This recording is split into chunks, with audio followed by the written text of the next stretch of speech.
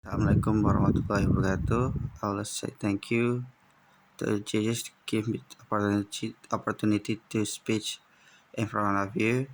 For that, I would say God to give me a chance here to speak my speech. Today, the is it effective or not? Uh, in sorry, the diffusion of information and communication technology, or ICT, into all aspects of our lives. Its impact on altering the nature of social interaction is not a new phenomenon. When coupled with additional risk factors such as the current COVID-19 pandemic that forced many countries to implement strict social distancing policies by closing offices and schools. We are now entering a new era of exploiting ICT in full gear to keep work going while keeping our feet on the ground. In the last 2 years, we have witnessed students from primary to tertiary education use laptops or smartphones to access online learning content while their school and campuses are closed. More than six higher education institutions in Indonesia have now conducted online learning by exploiting distance education platform. As the tech-savvy young generation, including children, seem to be excelling in adapting to online learning.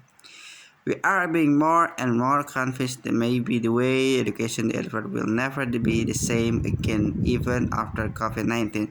The question is, the new way of learning is benefiting the community. Online learning was initially seen as cheaper, more flexible alternative for developing countries to increase the number of students who have access to full-time education to close the education divide between rural and urban students. The developing countries, however, are facing many challenges in implementing online learning, from poor ICT network infrastructure or a lack of quality content and issues over the competencies of the people that interact with the e-learning system. Indonesia is a unique position to exploit the advent of online learning. More than 171 million, or 69% of Indonesians, are connected to the World Wide Web with an internet penetration rate that stood at 63.5% in 2019. According to the latest survey by Association of Indonesia Internet Services Provider, or APGGG, which is higher than the average of Asian countries.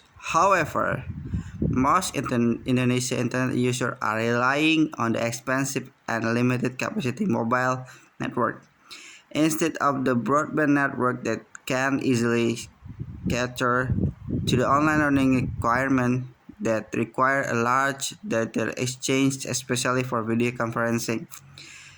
Thanks to the fast expanding cellular network in the last decade, Indonesia 4G network of early 2009 has covered more than 76%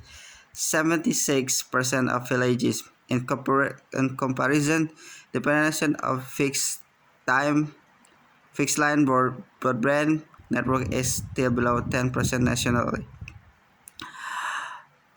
Providing decent online learning is not only challenging for developing countries, the developed world, especially those with large territories and sizable population living in rural area, are also facing similar odds. Look at our neighbor Australia, which has long so-called distance education. Almost 99% of population live in remote areas and require access to decent infrastructure, yet also have poorer welfare than people living in urban areas, which pushes many rural youth to move to big cities for better education and job.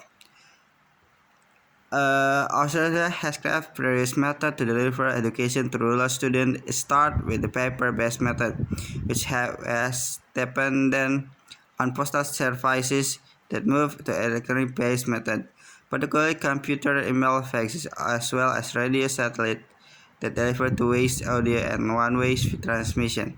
The advent of digital communication, along with the developed ICT infrastructure, has drastically transformed not only way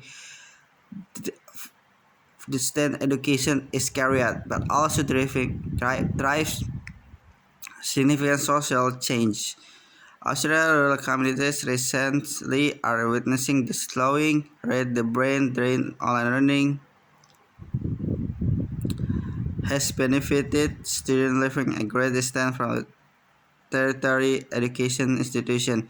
It's kept young people in the home areas, thus enabling them to continue to make contribution of their communities. While enrollment in online study has grown by over 40% in the recent years, 20% of rural areas are choosing to upgrade qualification or commence a career in the local art. Online learning has also changed the landscape of higher education. The relative of putting learning content online to the flexibility for the student perception of lower costs have resulted in an increase of demand for online course as well as online offering is in universities.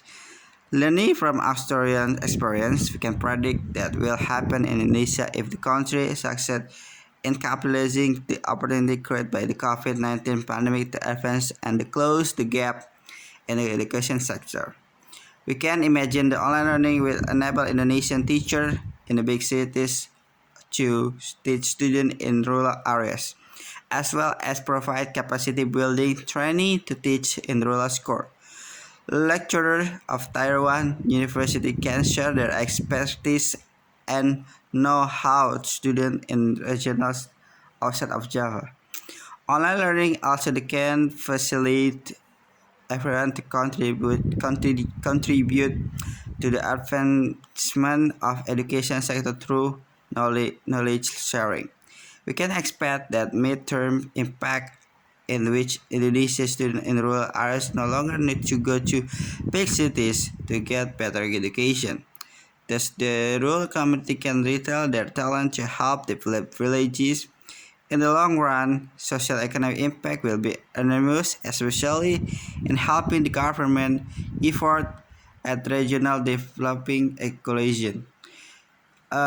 Infrastructure-wise, Indonesia is not lagging too far behind Australia, which only began investing seriously in developing national broadband network in 2009.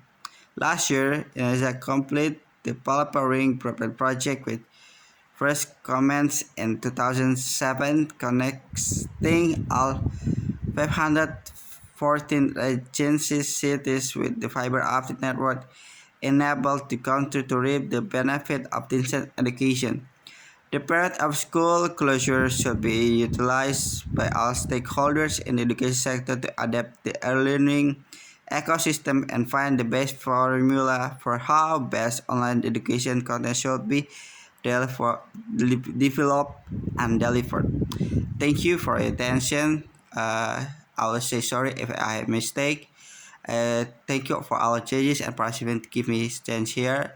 Wassalamualaikum warahmatullahi wabarakatuh.